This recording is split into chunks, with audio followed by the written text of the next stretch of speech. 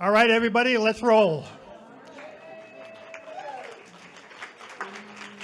Welcome to AZ Wordsmith's Stories That Matter. For those of you who don't know, this is Badass and Brilliant. This is our 2-year anniversary. Why are stories important? And I'm going to roll through this because this is a lot for me to memorize and I didn't do it well. Stories foster compassion and understanding. They help people appreciate the complexities of the human condition, I think.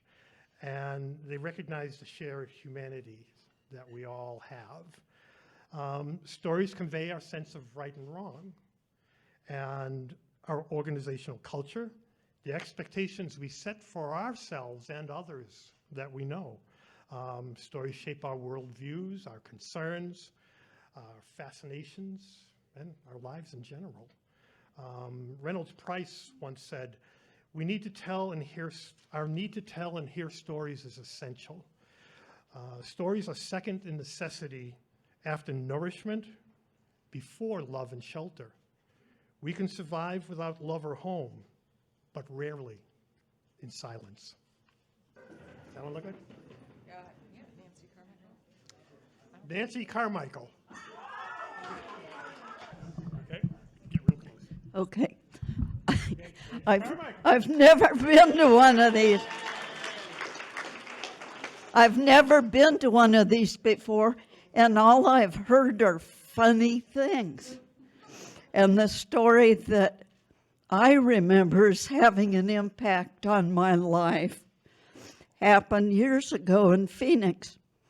I'm an old-time fiddler, and we were raising a couple kids, and one thing I did in Phoenix was to go around to retirement places to play the fiddle for the people there. Well, I was called to one retirement place, and I won't say where it is because I really did not like what went on. But it was a place for memory care people, and I had to go to the back gate and ring in, and they unlocked the gate for me.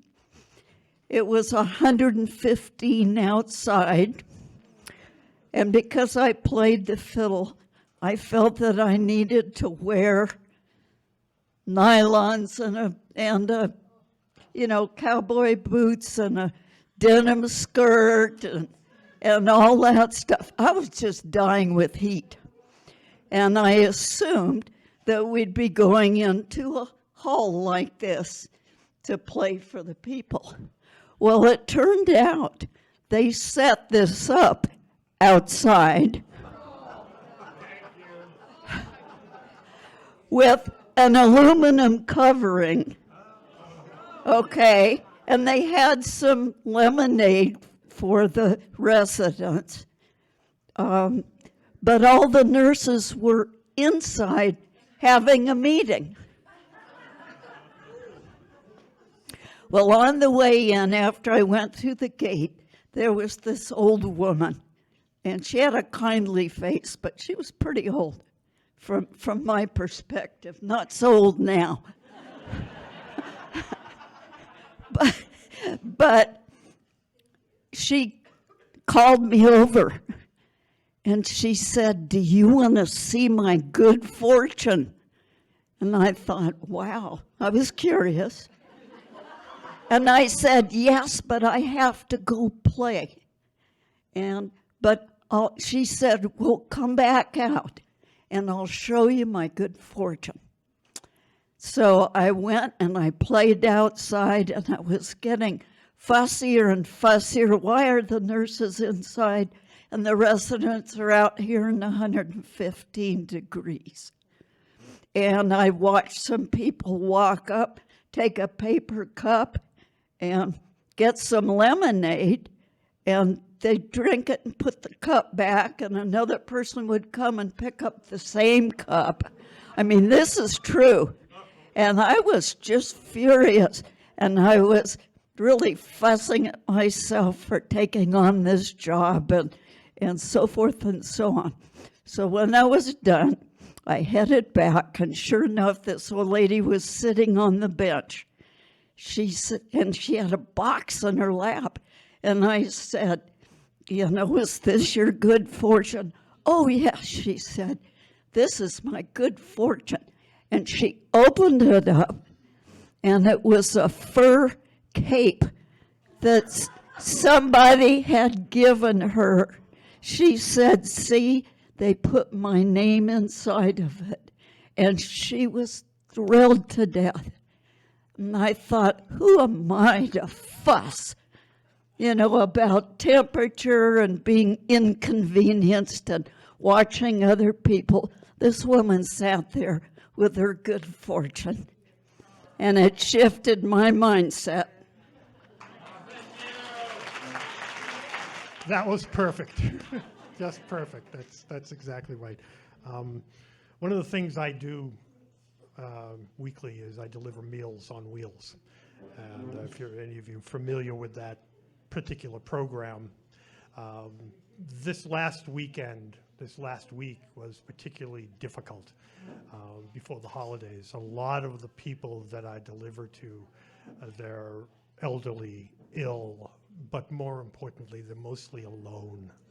And I am just about the only person they see on a day-to-day basis for the few minutes that I'm able to spend with them. And when I took on this a couple years ago, it centered me in a way that I didn't realize it would, because it was humbling on so many different levels of the fortune that I have and continue to have in my life, and probably most of us in this room, that these people only dream of having. And I just want to take a moment and say thanks for whatever the powers are that give us our grace in our life. And we are truly fortunate to be here, truly. A couple of quotes. What we think or what we know or what we believe is in the end of little consequence. The only thing of consequence is what we do. Okay, that was from John Ruskin. Thank you for coming. Thank you. Have a safe and happy holiday season, and be careful.